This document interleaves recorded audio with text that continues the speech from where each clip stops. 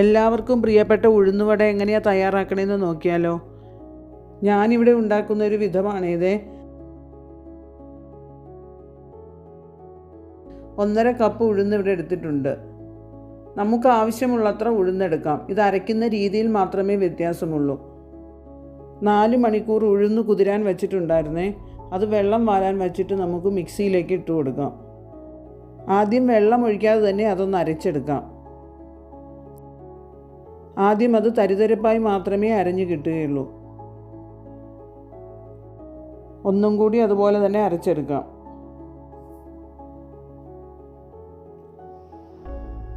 വെള്ളം ഒഴിക്കാതിരിക്കുമ്പോൾ ഈ ഒരു പരുവത്തിലേ നമുക്ക് കിട്ടുകയുള്ളൂ. അതിലേക്ക് 2-3 സ്പൂൺ വെള്ളം ഇനി ഈ സമയം ഒഴിച്ചു കൊടുക്കണം. 2 സ്പൂൺ വെള്ളം ആദ്യം ഒഴിച്ചു കൊടുക്കാം. വേണമെങ്കിൽ മാത്രം 1 സ്പൂണും കൂടെ ചേർത്ത് കൊടുക്കണേ.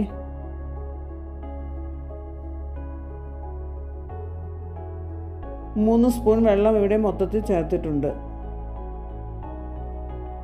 ഇപ്പോൾ നന്നായി അരഞ്ഞു കിട്ടിയിട്ടുണ്ട്. വെള്ളത്തിൻ്റെ അളവാണ് എപ്പോഴും പ്രത്യേകം ശ്രദ്ധിക്കേണ്ടത്. ഈ ഒരു പരുവത്തിൽ വേണം മാവിരിക്കാൻ. കൂടുതൽ വെള്ളമായി പോകാതിരിക്കാൻ പ്രത്യേകം ശ്രദ്ധിക്കണം. നമുക്കത് വേറൊരു പാത്രത്തിലേക്ക് മാറ്റി കൊടുക്കാം.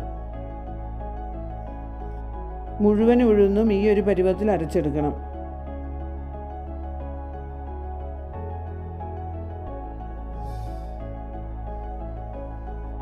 നമുക്ക് ആദ്യം സ്പൂണോ ഫോർക്കോ ഉപയോഗിച്ച് നന്നായി ഒന്ന് യോജിപ്പിക്കാം.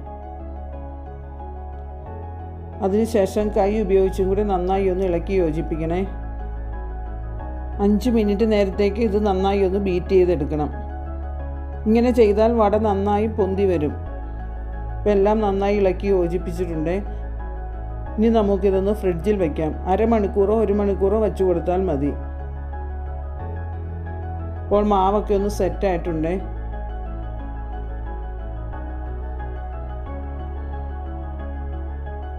ഇനി നമുക്കതിലേക്ക് ബാക്കി ചേരുവകൾ ചേർത്ത് കൊടുക്കാം.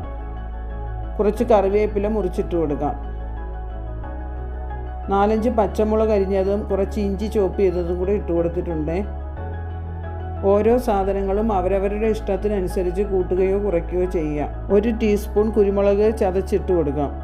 ചിലർ മുഴുവനായും ഇട്ട് കൊടുക്കുന്നവരുണ്ട്. ചുവന്നുള്ളിയോ സവാളയോ കൊത്തിയരിഞ്ഞതും വേണമെങ്കിൽ ചേർത്ത് കൊടുക്കാം. 1/2 ടീസ്പൂൺ ഉപ്പും കൂടി നമുക്കതിലേക്ക് ചേർത്ത് കൊടുക്കാം. എണ്ണ നന്നായി ചൂടായി വന്നിട്ടുണ്ട്. കയ്യിൽ നമുക്ക് വെള്ളം ഒന്ന് പുരട്ടിയെടുക്കാം. മാവിൻ്റെ ചെറിയ ഉരുളകൾ കയ്യിലേക്ക് എടുത്തൊന്ന് ഷേപ്പ് ചെയ്യണം.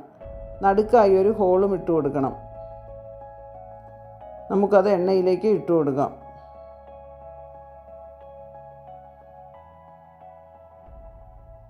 ഓരോ വട എണ്ണയിലേക്ക് ഇട്ട് കഴിയുമ്പോഴും കൈ ഒന്ന് വെള്ളം നനച്ചെടുക്കണം.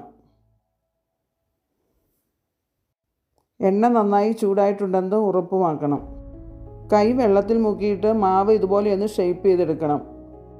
അതിനുശേഷം പെരുവിരലുകൊണ്ട് നമുക്കതിലേക്ക് ഒരു ഹോൾ ഇട്ട് കൊടുക്കാം.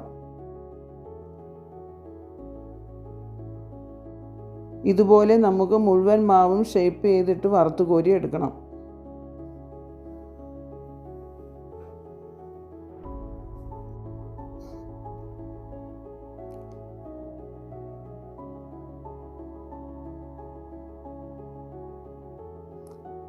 ആദ്യം ഇട്ട വടയെല്ലാം നല്ല ഗോൾഡൻ കളറിൽ വന്നിട്ടുണ്ട്.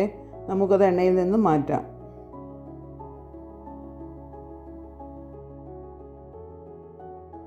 ബാക്കി മാവും കൂടി നമുക്ക് എണ്ണയിലേക്കിട്ട് വറുത്ത് കോരി എടുക്കണം.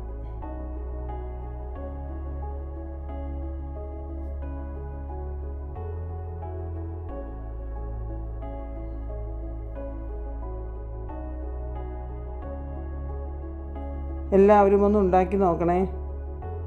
ഇഷ്ടപ്പെട്ടെങ്കിൽ ലൈക്കും ഷെയറും സബ്സ്ക്രൈബും ചെയ്യാൻ മറന്നു പോകരുത്. ഇത്രയും നാളും സപ്പോർട്ട് ചെയ്തതുപോലെ ഇനിയും അങ്ങോട്ട് തന്നെ സപ്പോർട്ട് ചെയ്യണേ.